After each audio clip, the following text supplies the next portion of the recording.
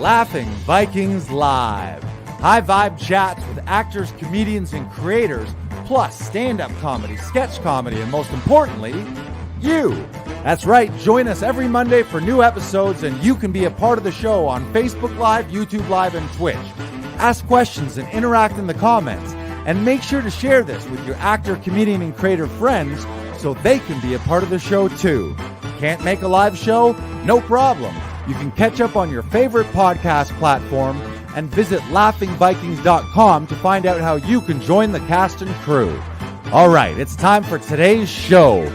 Buckle up and make sure you stick around to the end because we have a special surprise for you. All right, ladies and gentlemen, it is Laughing Vikings Live. Happy Monday Fun Day. Let's go.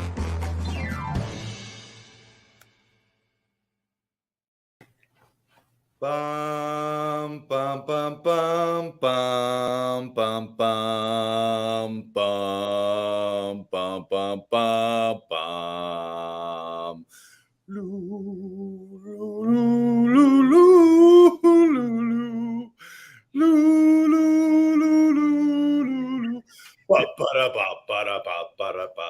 Hey Brandon, call me Dustin Hoffman because I am the graduate.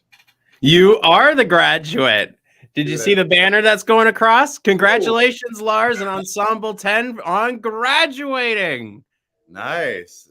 Solid banner work. I want to take this opportunity during my commencement address here on the podcast to say shout out to Brandon Knox and his banner ability. That's nice. Congratulations, Lars and Ensemble X on graduating. We did it.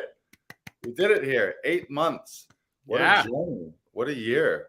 It has been a great year, hasn't it, Lars? Or a great 8 months. I'll tell you, I've been doing my best to just sink it in and really feel it and experience it. Mm-hmm. Bask in it might be a word that you say. And if you were to ask me, like, how has it all been? How was yesterday? And we'll talk throughout the episode. We could talk about what we did in the conservatory itself and then the ceremony and all that sort of thing. But what I want to say is that the conclusion that I've come to is what I'm feeling and how this has been is there has been a lot of whelm. It has been very whelming. I won't go as far as saying overwhelming because I don't know. Like, I feel like I've handled the whelm. If I was overwhelming, I would have exploded or something, or I would just be a sobbing mess. Mm-hmm. But so much whelm, and across the board, there's a lot of whelm. So for 8 months, those people who don't know what we're talking about, for 8 months, I've been in Tom Todoroff's acting studio conservatory, an 8-month hybrid program that's normally based in New York City, but because of the pandemic, I was able to do it remotely. And I'm down in New York for the last, what I guess will end up being here close to a month by the time everything's wrapped. But we had our graduation yesterday, and a lot of the people have come from all across the country, like not necessarily NYC based. So we had a reception last night, and it was this weird thing of, first of all, it was the first time in a while I've been anywhere with anyone, period, like a group of people that like to be at any kind of party or gathering. But also the weird experience of having a bunch of people around me that I do feel like I know, and I've experienced a ton with them because we've spent 8 months, 20 hours a week, plus all kinds of outside class time doing projects and rehearsing and all those kind of things that you do. But this weird feeling of like, I know you, but this is also the first time we've seen each other in the flesh in 3 dimensions. Mm-hmm. So it was just this weird, like, very surreal. Like, am I in a movie? Am I inside Zoom right now? I even said to a few people, I'm like, I feel at times I get frustrated that I can't see all 21 of you at the same time, because our 8-month experience looking at gallery is like, oh, these are my 21 people, my classmates, my band of brothers and sisters. Mm-hmm. And then all of a sudden I'm in a room where I'm like, where's Lewis? Where's Joanna? Where's Ksenia? Where's Daniel? Have you seen AJ around? And you're just, where's Aaron? And you're walking around like, where is everybody? And I just want to shove all of you into a square box so that I can look at you at any time of day. It was quite the experience. It was weird. Yeah, I bet. And you know what? This whole 8-month conservatory has been quite an experience, hasn't it, Lars? yeah, it's been transformative. I mean, anything that you put that much time into. This is a story that I think we all want to hear. I think we all want to hear your 8th-month journey through this conservatory. And I don't think it would be right if we didn't do it as a 1-minute conservatory story. So, Lars Classington, I want you to give the audience here today your 8th-month conservatory, Tom Todoroff conservatory story in 1 minute. And go. Way back in 2015, on the reco of my agent, Bella Grundy, I went to a weekend intensive by a guy named Tom Todoroff. I didn't know what I was getting into, but the first note I wrote said, "Funny is money and charming is disarming." And I immediately was like, I like the cut of this guy's jib. Fast forward to 2017, I did another weekend intensive, saw Tom work with other actors. It was brilliant. It was amazing. Then again in 2019, then in the pandemic, I joined the Zoom weekly Saturday workshop, then a week-long intensive in New York City, and then was like, you know what? I'm going deeper. I want to train more and more and more. So I joined the conservatory. Now I've got 37 seconds left. So we joined the conservatory in September, Monday through Thursday classes, 11 to 4, taking acting classes, voice and speech classes, improv, film history, theater history, clown, movement, Chekhov, Linklater, Alexander, all of these classes. It was just incredibly. Now I'm not even making sense. This is well. Ding, ding, ding. Boom. I need way longer. We'll say it was incredible. It was an incredible experience. I spent 30 seconds just explaining the lead up. So maybe I should have condensed the whole thing. Yeah. Do I get another crack? Do you want another crack? Maybe I'll do one without now that you know the lead up. I want to explain. I didn't really get to explain enough of just conservatory. Now let's move on. No second. Yeah, you did. You did it. It is what it is. There's no do-overs with the 1 minute life story. No, but you know what I found fascinating about what you were doing, Lars, is your camera work. Immediately, you were staring into the camera the entire time. You were focused on us. You were focused on the objective at hand, and you delivered.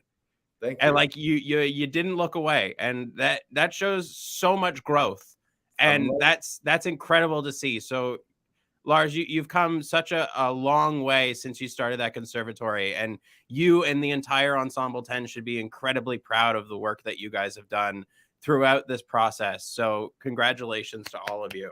Thank you. Thank you. Yeah, it has been amazing. It's one of those things where nobody really, aside from once you're out of school and then become an adult, it's very rare that you do anything for 8 months or a year. Like, it's just a big time commitment and energy and emotion commitment. So that's something at the end of that, you feel really good and really confident and proud that, oh my God, I decided to show up somewhere. And we did. I was talking with a classmate. I think me personally, there was 2 days where I was under the weather, where I tuned in off camera, but was still there. And then at maybe 2 or 3 classes where I had to go somewhere and get somewhere. So I just tuned in like podcast style while I was driving. And aside from that, I had perfect attendance. So I'm proud of myself just for showing up. And if you want to ask what an acting conservatory is, it is way more than this, but a huge part of it is just learning to be still and learning to breathe. And I think it's first you learn how to breathe, and then second you learn how to be still. And it's a lot of things layered on top of that. But if you could sum it up, like if you were like, what are the two? And then if there's a third, it's probably have fun. It's like breathe so that you're using your voice and connecting to your emotions. Then be still so that people can see you and you can just be a human being. And then third, have a lot of fun. And that's most of it.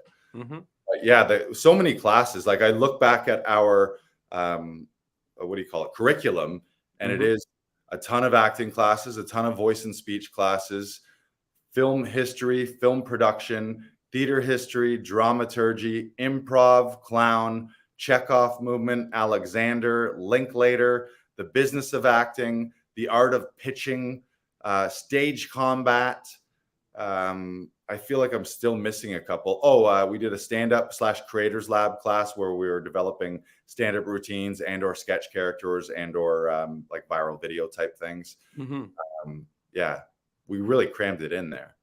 And it's that weird, it's that weird feeling of feeling that you're finished something, but also every end to something is a brand new beginning. So I do feel like I started in September, I was a caterpillar, and now I'm a beautiful butterfly ready to fly.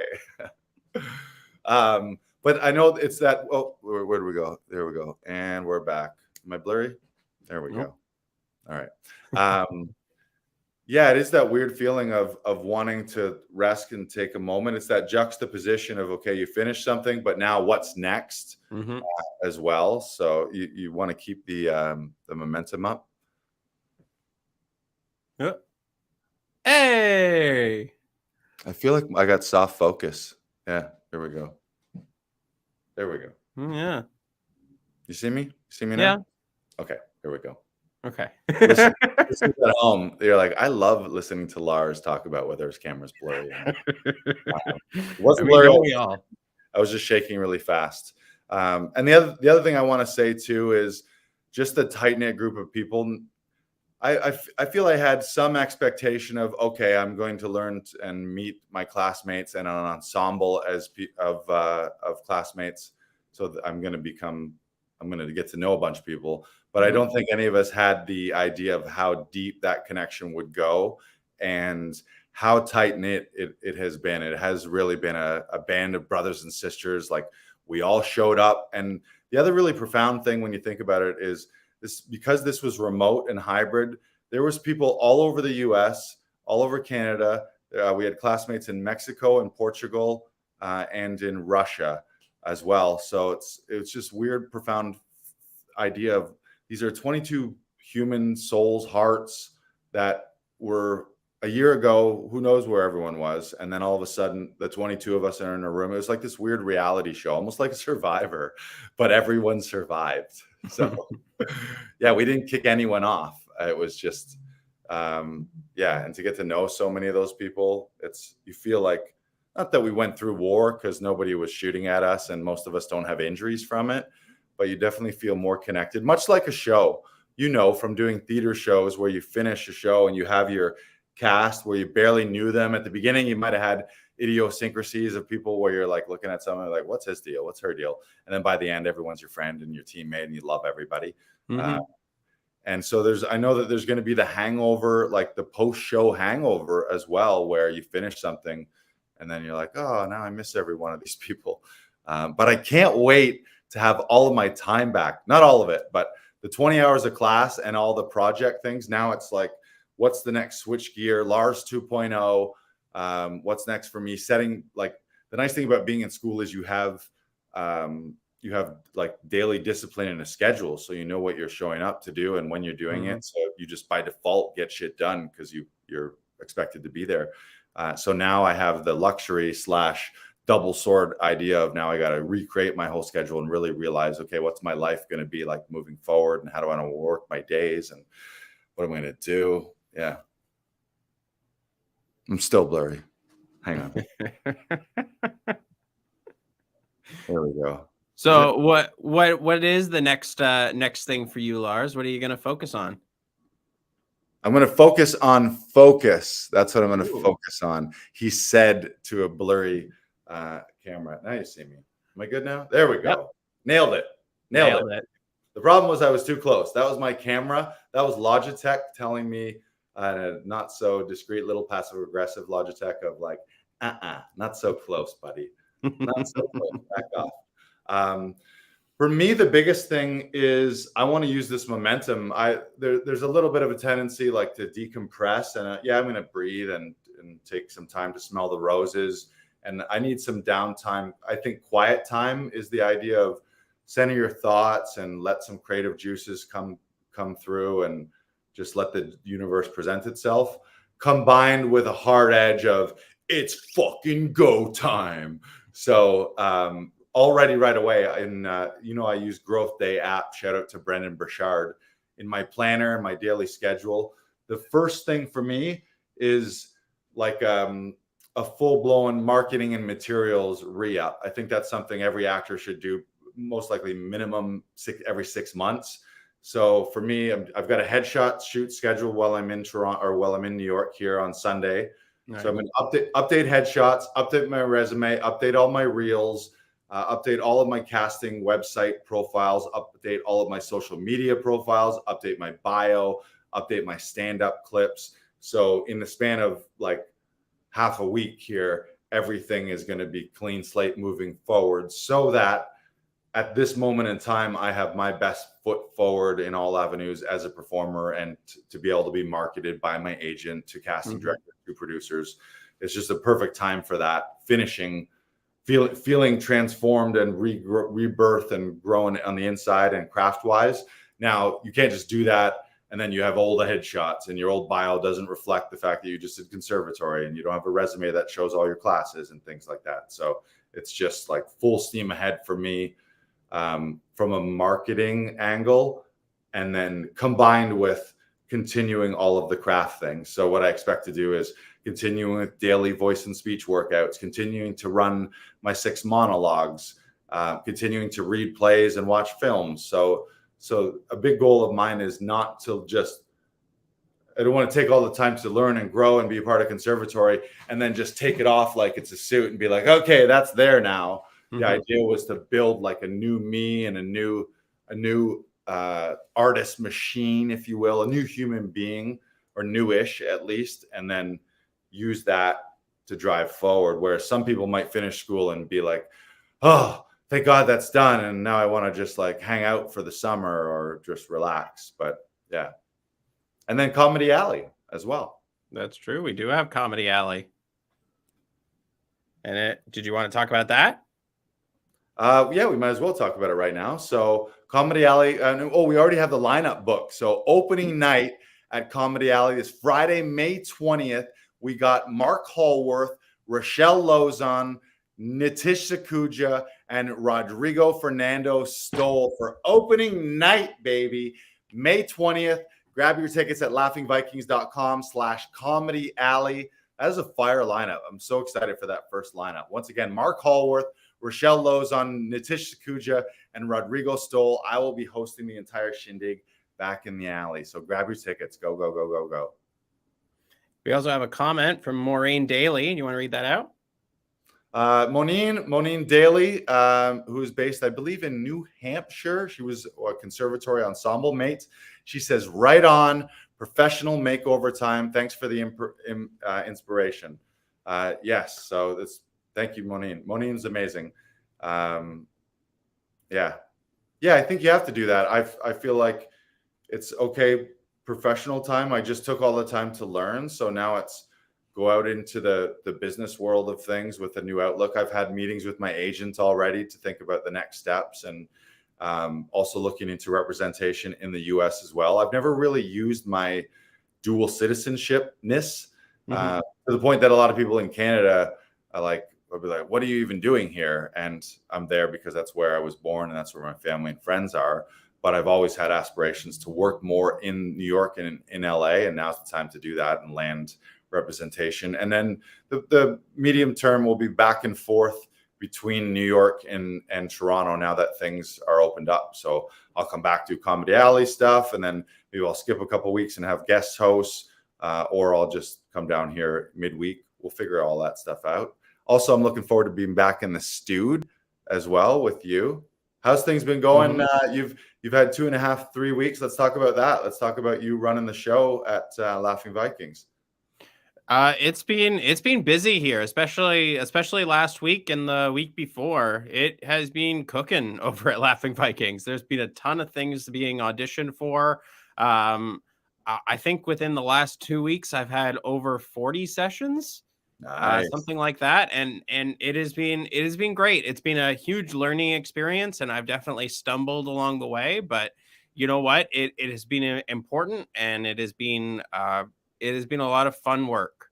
Yeah, it has been going really well over here. I think a lot of people are leaving very happy and very satisfied with the work that they're doing, and that's really rewarding to see, and really, it's been a nice lift. It's been a really nice lift, and working on the stuff that I've been working on as well. I've started rehearsals on a Fringe show, Ooh. That's going to be very exciting, and I do really enjoy working on kids theater, and I'm getting back into musicals as well, which is also really interesting, and trying to work on and working on my voice and singing, which has been All an right, interesting process. let's Yeah. do it. You'll be fresh and ready for Broadway. There's no business like show business, like no business I know. Hmm. Hey, Canes, get some old timey Canes, maybe a top hat. Oh yeah, I love. Oh god, yeah. Da, da, da, da, da, da. Yes, well, I personally want to say thank you for all of your work at the studio. You've been running audition sessions at Actors Audition Club at Laughing Vikings.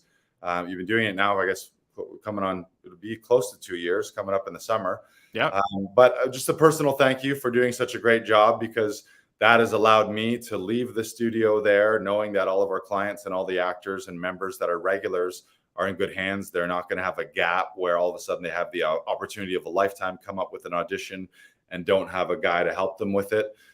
So yeah, that has freed me up. And that's freed me up not only just for this time when I'm in New York, but I wouldn't have been able to make the commitment to be in the conservatory. Or if I did, I would have had to find out alternative arrangements, meaning another Brandon Knox. And everyone knows there isn't such a thing. BK Broilers, he's a one of a kind. So thank you for that, because that knowing that you were in place, and also Lucy, and also Amy and Katrina and everyone else who's helped out at the studio, having the idea and the belief and just knowing that everyone's going to be in good hands has been something that has really allowed me to then not step away, but step into new other things at the same time, and just give those responsibilities to you guys. And I wouldn't have been able to enroll in the conservatory if I didn't have that feeling, because I would have been like, oh my God, who's going to take care of the studio? Who's going to take care of the business? I have a clientele list. It's yeah. So thank you. No worries. Yeah, happy to help. Yeah, it's been very helpful for me as well. So the thank you is both ways. So thank you to you as well for creating this space, for making it a home for so many people. Yeah, actually, one of my favorite things is to know that things are going on when I'm not there too, because that's kind of a cool thing. Like last year when I was down in New York for the summer intensive, I was at a Mets game and there was a Comedy Alley show going on, and I was at the Mets game watching the live stream of Comedy Alley, or tuning in just to be like, oh, who's up? Who's on the show? How's it going? Make sure the alley's not on fire, that kind of thing. And I'm pretty sure the alley is not on fire. I'm like 60% sure. So because it's flame retardant, I made sure of it. I want an alley that is super flammable for some reason, made of hay, made of kindling and toothpicks and matchsticks. We can do that. Right. That's a terrible idea. Yeah, so thank you for that. And speaking of Actors Audition Club, if you're an actor out there that is struggling with self-tape auditions, especially the frustration of tech troubles or having to wrangle family and friends and bug them, or just the idea of not having a professional to work with, even if you find a family member or friend, if they're not in the TV film industry, they don't really have the idea of framing on a camera and that tech side of things within camera, but certainly giving people redirects and just knowing how the casting process works. So if you are in that category, where if you're feeling any kind of anxiety, that's how I would boil this down. If you've ever felt anxiety when you get, and stress when you get an audition request from your agent, you're like, oh my God, how am I going to do this? Where am I going to do this? And it hasn't been fun. Then what we suggest you to do is go to laughingvikings.com/links, and you can check out how to book an audition session via Zoom or in person with us here at Actors Audition Club. And if you missed it, you can get the replays, instant access to the replays of our 3-day training event. That was a massive success. We had students and actors across the world tuning in. It was transformational for all of us. You can go to laughingvikings.com/audition hero. That's laughingvikings.com/audition hero. And you get instant access to those 3 days, and you can learn more about Actors Audition Club. And anytime you need a help or a hand or a helping hand with an audition, or 2 helping hands and 2 eyes and ears and all the other things that go along with another professional human being helping you out, just hit us up at Actors Audition Club. Nice.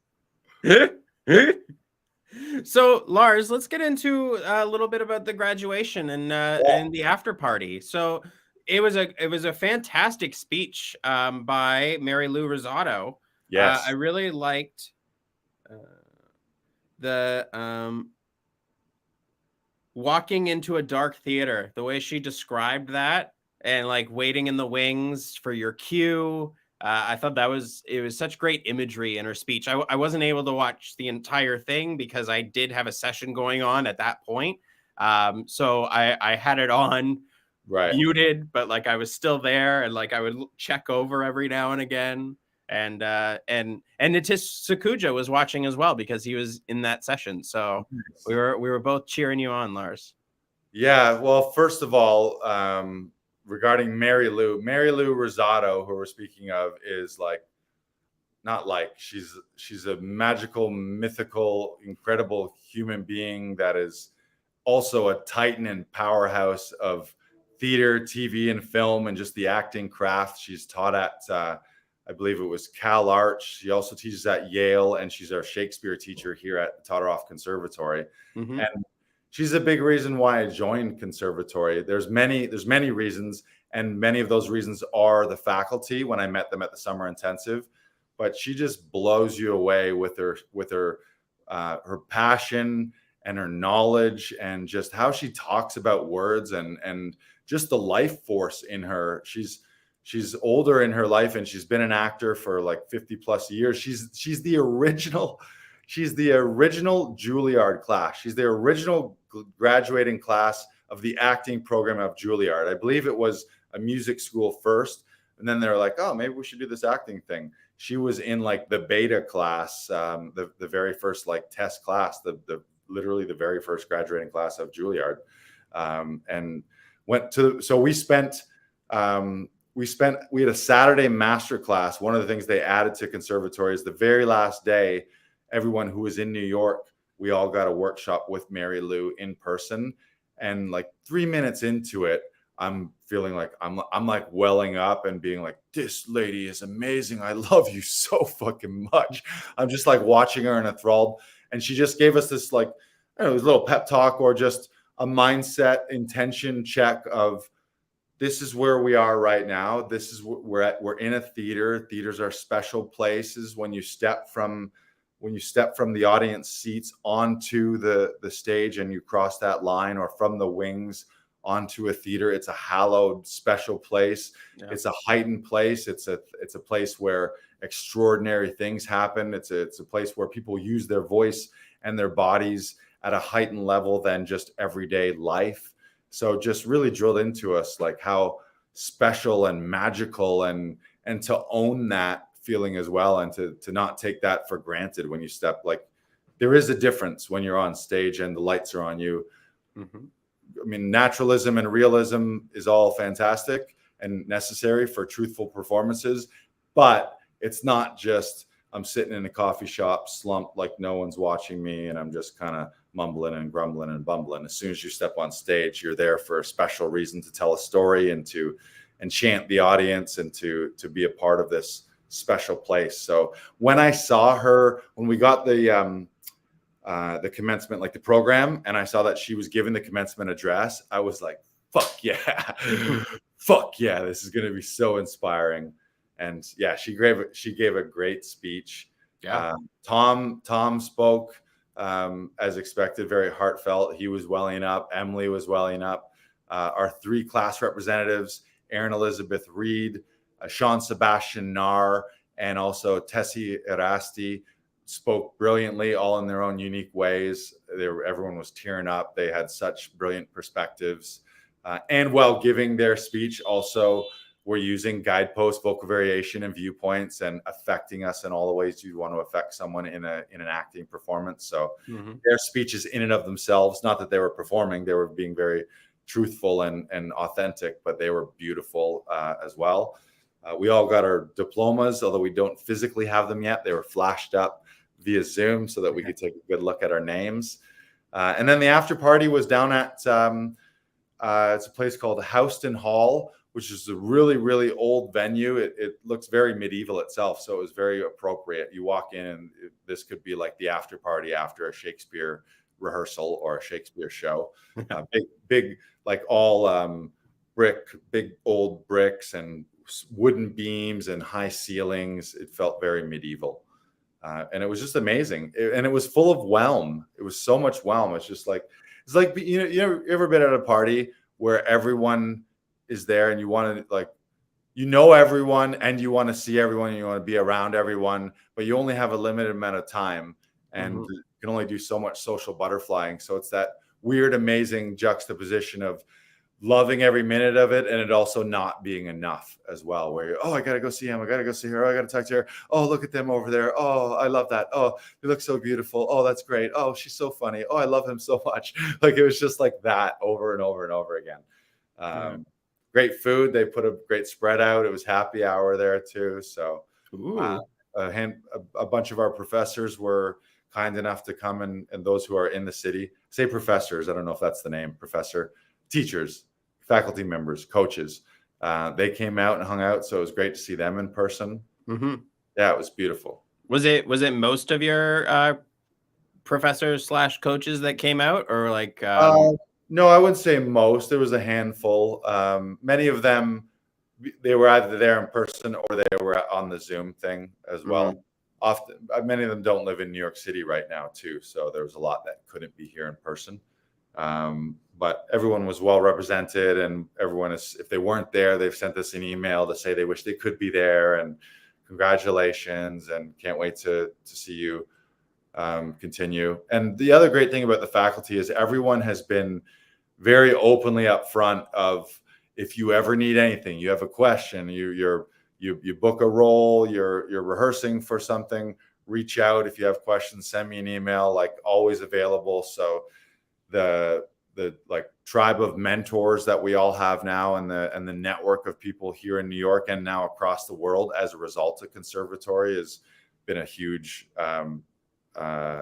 gift, I would say, more than the diploma and more than the classes. It's just all the people that we are now connected to and have got to meet. It's been amazing. Yeah, and you guys have been able to create projects together. How is the final product of you were working on Sunset Boulevard, right? An excerpt of that. How did it turn out?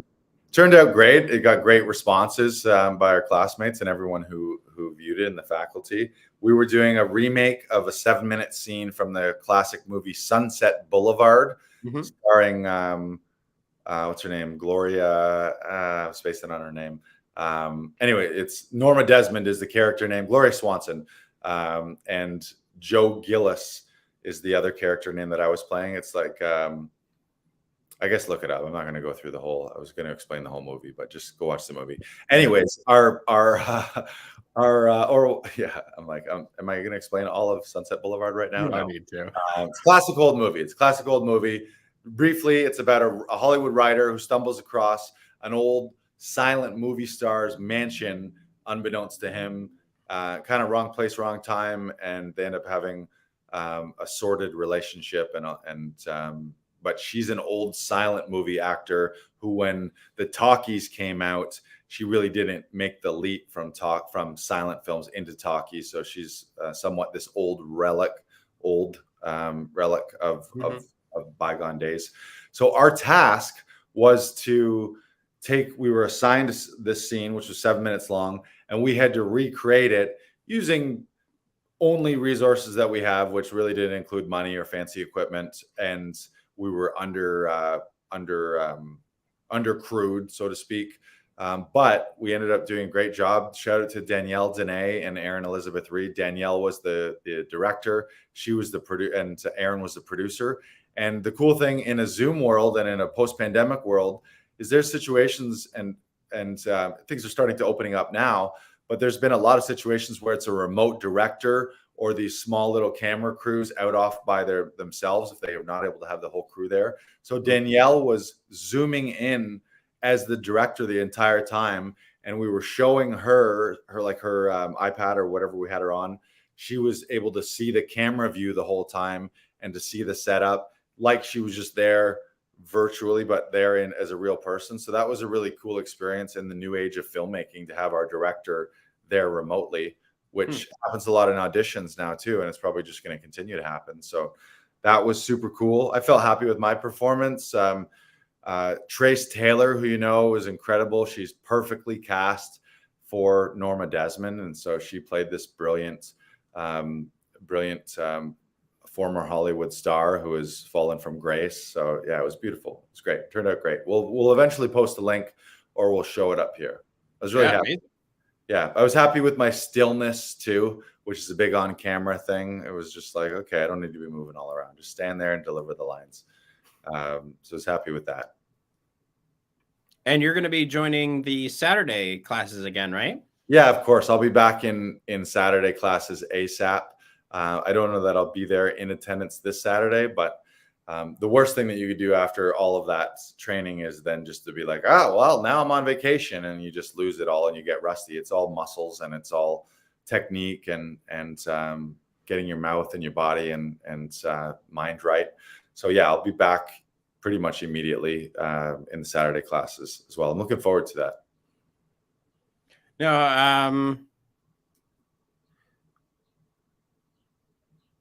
I don't know what I was going to say. Go ahead.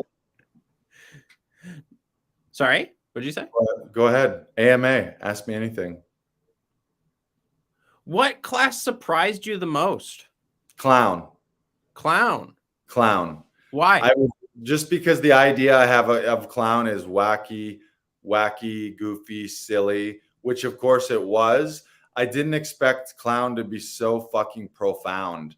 And maybe this was our teacher, Chris Tramontana. I think I'm saying it right. Chris Tramontana. Mm-hmm. He would just drop these like mind-blowing life isms, and also, I don't want to say clownisms, but just things that pearls of wisdom that an actor and a performer can really use and really benefit from. We've talked about some of them, just remaining open, looking at your audience, reminders of just when they like something, keep going with the thing they like. The idea of not always having to quote unquote act or get ready to act, like just be still, be yourself, be in a moment. Like those were some of the things, combined with be wacky and goofy and crazy. He had this thing where it would be like, get into your happy body, and everyone would just, you get all wiggly. And he's like, I don't think a happy body is like in my experience, the easiest way to get into your happy body is just with a little butt wiggle. And he's like, so everyone start wiggling, and then you're like, oh fuck, I do feel happy again. So things like that. It was the profound. Another thing he said is the idea of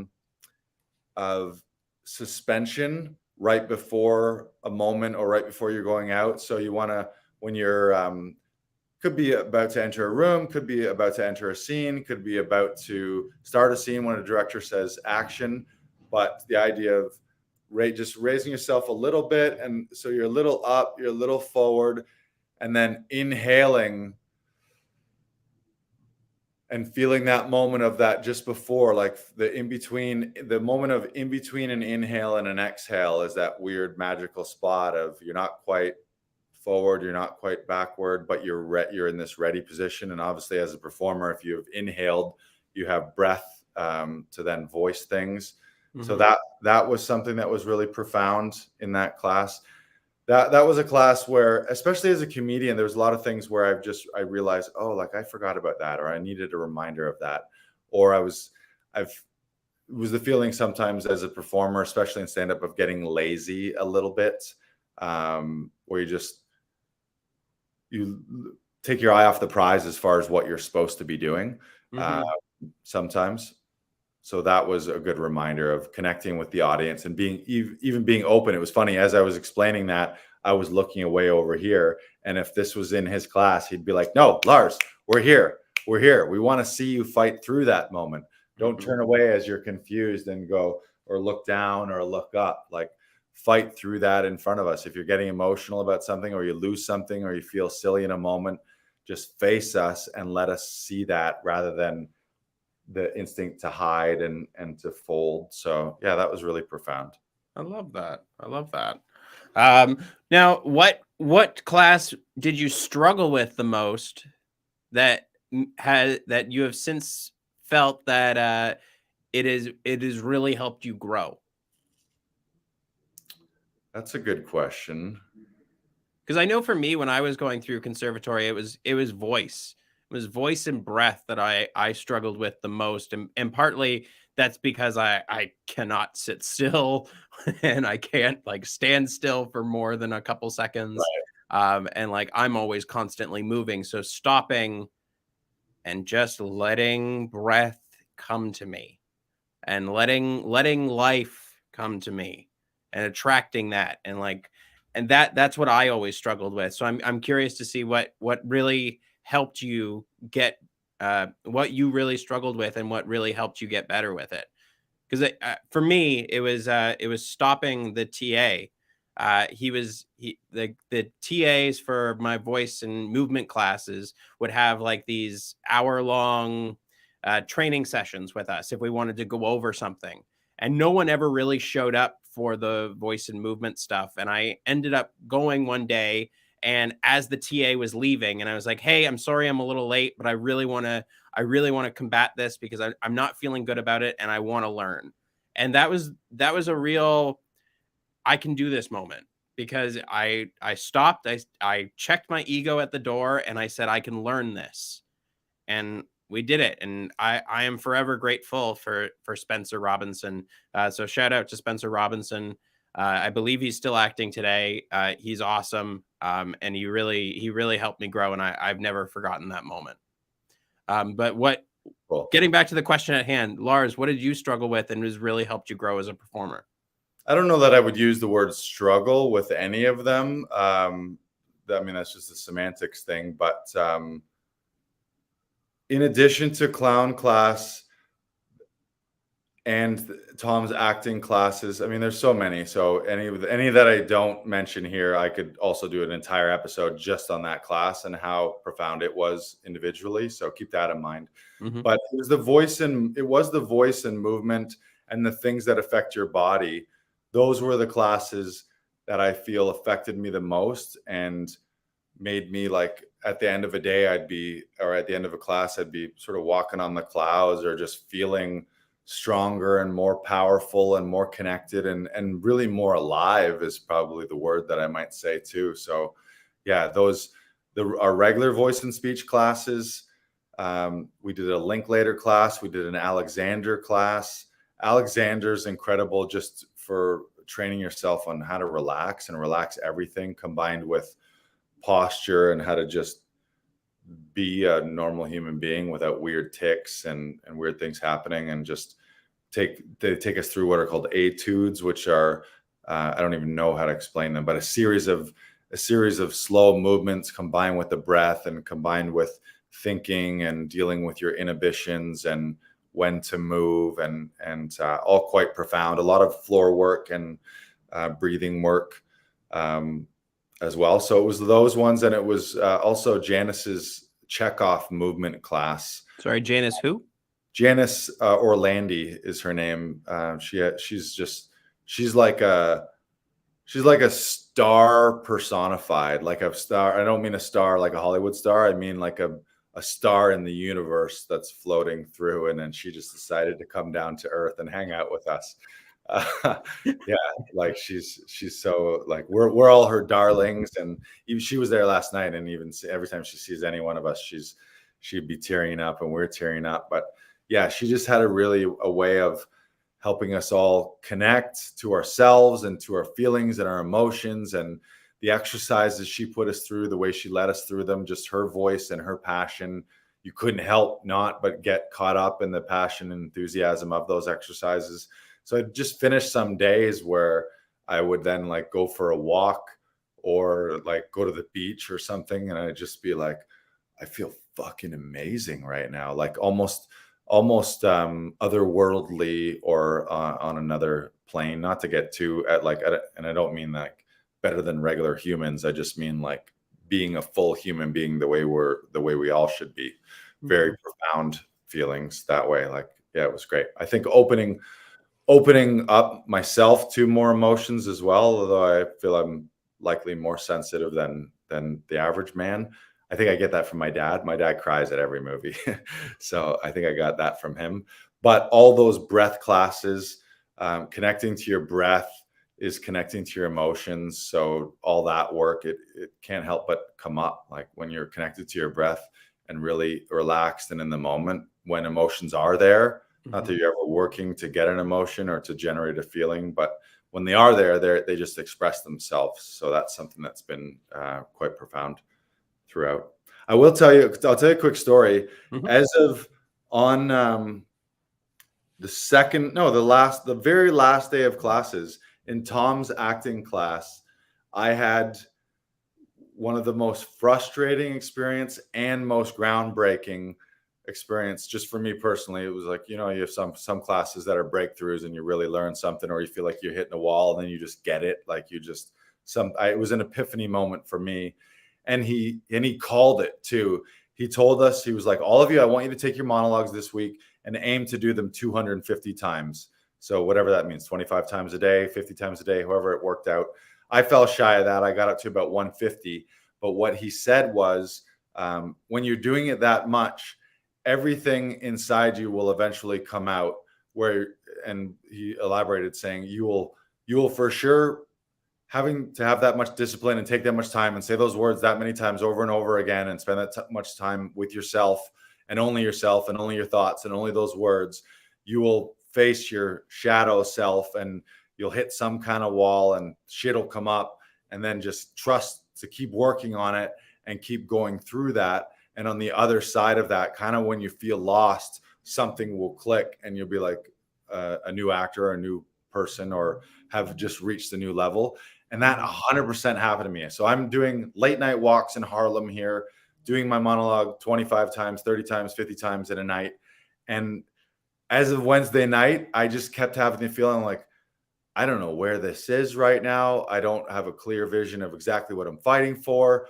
I don't like, and even all the imposter feelings of like, how can I be on the second last day of acting class having the most doubt I've ever had about myself as an actor?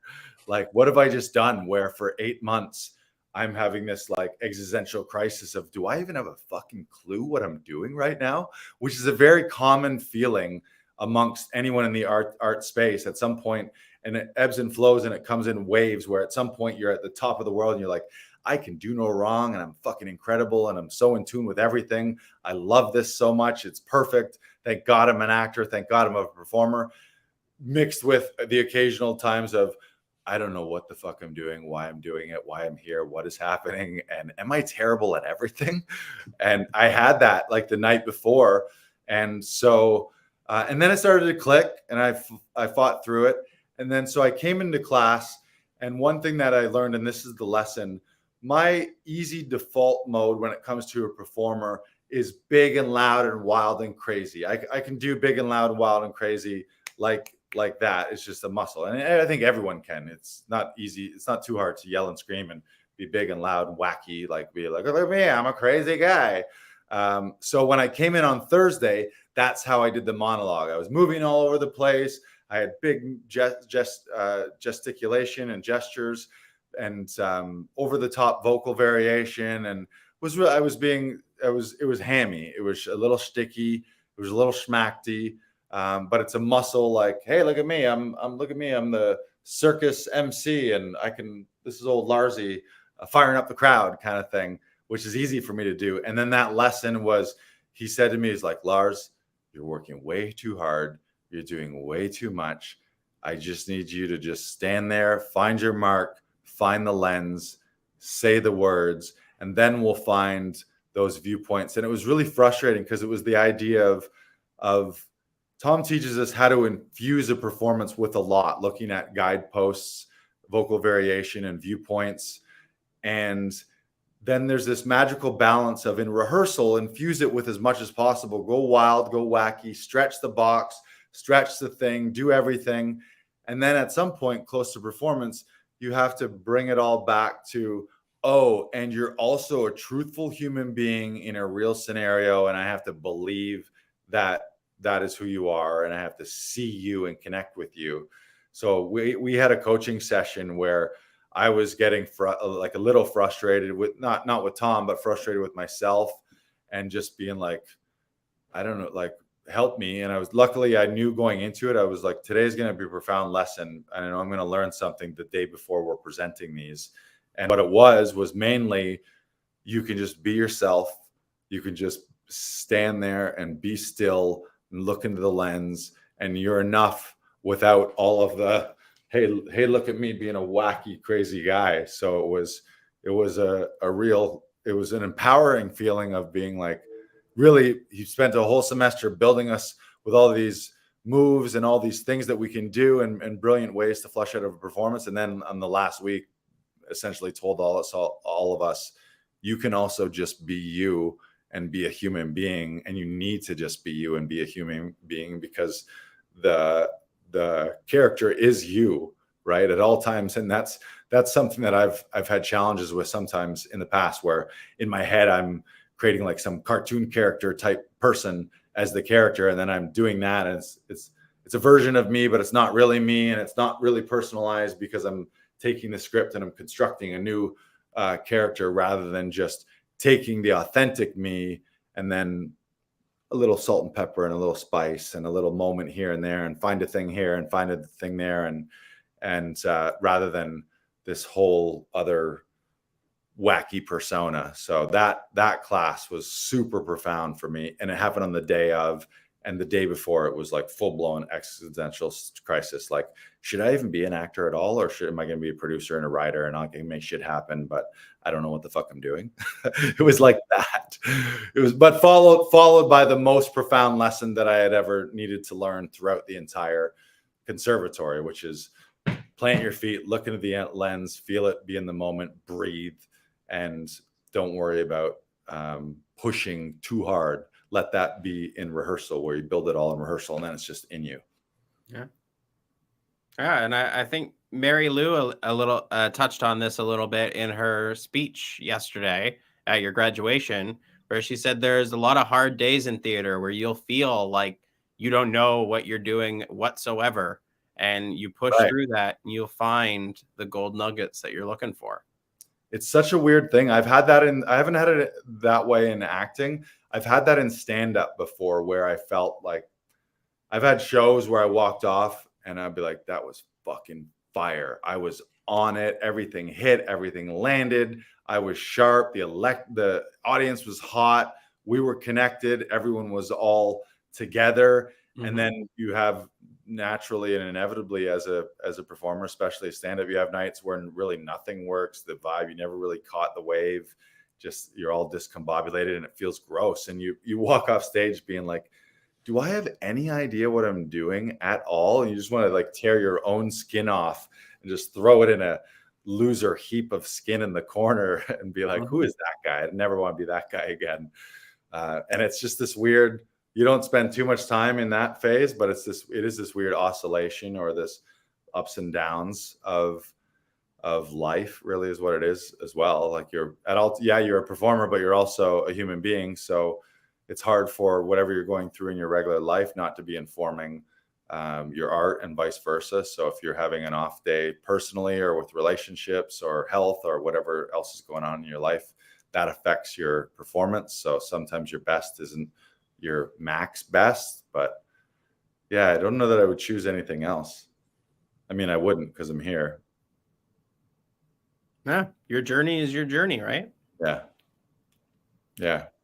So I think we're almost coming up on time, Lars. My final question to you is related to Tom. What are your top 3 Tom phrases that will stick with you for the rest of your life? Oh, there's way more than 3, but I know, but I want you to pick your top 3, Lars. I think I'm just going to start saying them until you tell me to run out. All right. Yeah. So the very first note I ever took in any notepad was, funny is money and charming disarming. And that, I think, is a great life strategy, and it's a great acting strategy. Because think about it in your life. Who do you want to be around? You want to be people who are having fun. And no matter what's going on in your life, you can have shitty things happening. But if you're also having some fun, the shit can subside for a little bit. And there's humor in everything. And everyone loves, Tom likes to say, nobody ever ended a relationship because they said, oh, he was too funny. Oh, she was too funny. It was too, oh, she was making me laugh all the time. I just couldn't handle it. That never happens. What else? That's a good question. Funny is money, charming is disarming. There's so many. Now you're catching me off guard. Can I get my notepad? Can I get my notepad? Like act at the speed of life. Yeah, is a great one. Mm-hmm. My ego is not my amigo. That's a great one. Yeah. To try as a lie and then I die. To try as a lie, it makes my mother cry and then I die. Yeah. The idea of not trying. It's like the old Yoda-ism of do or do not. There is no try. Mm-hmm. Trying is not a good life strategy. Hope is not a good life strategy. Maybe you have some hope, but if you don't quickly back that up with dream, plan, reality, that's a great one. There's so many things. What I've loved about training with him is there's so many things that are acting tips and acting ideas that boost your acting craft that are also life hacks and life tips and how to have a good life too. And there's a reason for that is when you're watching someone on camera, you're watching someone in an extraordinary position. You're usually watching an extraordinary human being in an extraordinary situation. And not everyone in the world is. I mean, everyone has the seeds of extraordinary inside them, but not everyone is expressing that. And not everyone is living their maximum extraordinary story. So I think that has really helped where it's also ask for and fight for what you want and say no to what you don't want. So if there's things in your life that you do want, ask for them and then fight for them and continue to fight for them until you get them. That was a good one. See, I breathe and then I just say things and then all of a sudden my eyes leak. That's what happens. You go to take acting classes and it's just, you learn how to be still, how to breathe, and how to leak on various occasions. Yeah, which is weird. I think about that the other day. What a crazy thing that is. It's like we're all like, especially artists though. Artists are like, and humans in general, but especially humans who choose to create art. It's like we're like magical unicorns. I think that's a big reason why I got attracted to being in the arts is artists and being around. Like I'm super attracted to actors, artists, musicians, anyone who's creating, anyone who's in that state of flow. Like when you meet someone and they're perfectly in their element and they're just grooving and moving and just like right in the pocket of whatever they're doing. I would also maybe throw that into sports as well to a certain degree, but it's this weird ability. It's like being a sorcerer or like a witch or a wizard, but in like a good way where like, imagine I can just see you and you see me and we're not even in the same room. And it is possible where it's just only sound and then some weird visual representation that you're seeing and then chemicals to your brain. And then your brain is having chemical reactions and then water comes out of your mouth or your eyes, or your mouth, if you're mouth watering or just like, ha, ha. So I make a noise and your body just goes, ha, and expels air out of your body involuntary. Like it's such a weird thing that we do just in life and in acting. Like if you just think about two people in a room where it's an emotional scenario and someone just words, which is just sounds and vibrations go into your ear and it fucking affects you so much that your whole body starts to shake and air comes out of it and liquids come out of it. That is like a spell. It's like we all went to wizardry store, like sorcery school, and I'd be like, and I'm like saying a spell on you, and then it just makes you. It's like magic. It's this weird thing when you think about it, and that speaks to the connectivity in this. All humans have this ability, not just actors and artists. Actors and artists, I would say, focus on it more than the average bear. But everyone to have the ability to make someone laugh, make someone cry. I'm doing it right now. I'm making myself cry. Make it like to scare someone. Like that's one of the greatest things. How fun is it to walk up to someone and they go, "Woo!" Like it's. But you do that in a theater. You make people laugh. You make people cry. You make people learn. You make people scared, and you make people turned on. You do those 5 things. It's like this wizardry ability. So I'm grateful to have learned more about the dark art of making people's faces leak. In Shakespeare class, I did my Shakespeare monologue, and there's people in the audience, my friends and colleagues and peers who are all brilliant in their own right, and I'm sensing them welling up and tear up or just start reacting and feeling connected. And I'm like, thank God I have the ability to connect and affect people. It's a powerful gift. And it's a like with great power comes great responsibility. It's that weird thing too, where it's like, okay, you learn all these things. Now what are you going to do with it? You're going to sit on a couch and do nothing with 8 months of conservatory training, or you're going to go out into the world and just pound it and get out there and do all these amazing shows and just be your best self. Yeah, it's beautiful. I love it. I love actors and I love artists and musicians and everybody. I love everybody. What I just want to say is I love everybody. Everybody love everybody. And while we're at it, stop wars, man. Come on. What are you doing? That's not what we're supposed to be doing. I can tell you one thing. I don't know the secrets of life, but I know it's not guns and tanks and missiles and blowing your neighbors up. So that's what it's not. Yeah. Although, man, I've seen some great war movies, but I would never want to be there for real. So love, love, love. That's what the world needs. And that's what artists bring, I think. Artists bring more love to the world. Tell stories, tell more love, share more love. Connect with people. I'm just throwing random thoughts and feelings out at this point. Hey, love takes time, love makes time, right? Oh, that's a great one. Love takes time, love makes time. Yeah, what you spend time on. You want to know what you love, look at what you spend your time on. And if you want to love something more, that's going to mean that you need to spend more time on it and with it. And if you're not spending time on it, but you're saying to yourself, but I really love this, but you're not working on your craft or your relationship or whatever the thing is in your life, it's time at the end of it. So put in the time, put in the energy, put in the emotion. I would recommend conservatory to everyone, and I would recommend learning and growing, as we always do. You know this in all of our podcasts. There's a heavy growth mindset to it, and growing and learning and developing makes life fun and makes life new and makes life challenging. And if you're not getting better, then you're getting worse, and you don't want to get worse. Get better. Get better. Get better. Sha-la-la-la. Sha-la-la-la. All right. I think we're going to end it there for this week. Thank you, everyone, for joining us. Lars, Ensemble 10, congratulations. You've worked so hard. You've earned this. Enjoy it. And I'm sure the next phase of your careers and lives will be upcoming.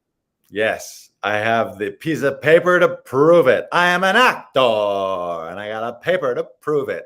It's a license to act. Ooh. Excuse me, sir. It's okay. I have this. Oh, sorry. He has a license to act, everyone. A license to act. Right here. It's got my name on it. Yes. Yeah, it was incredible. Thank you so much for holding down the fort. Make sure check out Comedy Alley. Go to laughingvikings.com/Comedy Alley. We got opening night coming up May 20th. Amazing shows. And you can go reserve your tickets right there, laughingvikings.com/Comedy Alley. And make sure you're subscribing as well. What are you doing? If you're not, how many times you're going to listen to me say subscribe? If you're listening to this right now and you haven't subscribed, this is the time. I know that you've heard me say it 50 times or 85 times. What episode is this? Episode 86. 86. Look at us. Look at us. If you've heard me say, go subscribe 86 times, today's the day. Today's the day. Subscribe. Yes. Thank you for all the listeners. Thank you for our community of actors and also our clients. Thank you. I didn't mention this earlier, but shout out to all of our clients and thank you for your patience with me and the setup around the studio. I know that over the last 8 months, you've been coming in and often I'm greeting you at the door, but I'm also in a class. So I'm saying hello to you while I'm in a class and you're walking to the back studio to work with Brandon and work with the other session directors. So I haven't had as much FaceTime with you, but it's been amazing to have all that going on in the background. I love seeing all of you at the studio and I'm excited to see you more. And I'm pumped for Comedy Alley and I'm pumped for the future because we're making dreams come true in 22. Woo! Strong finish. Goodbye, goodbye, goodbye. Nailed it. Get out of here, you little rapscallions. You little whippersnappers. You little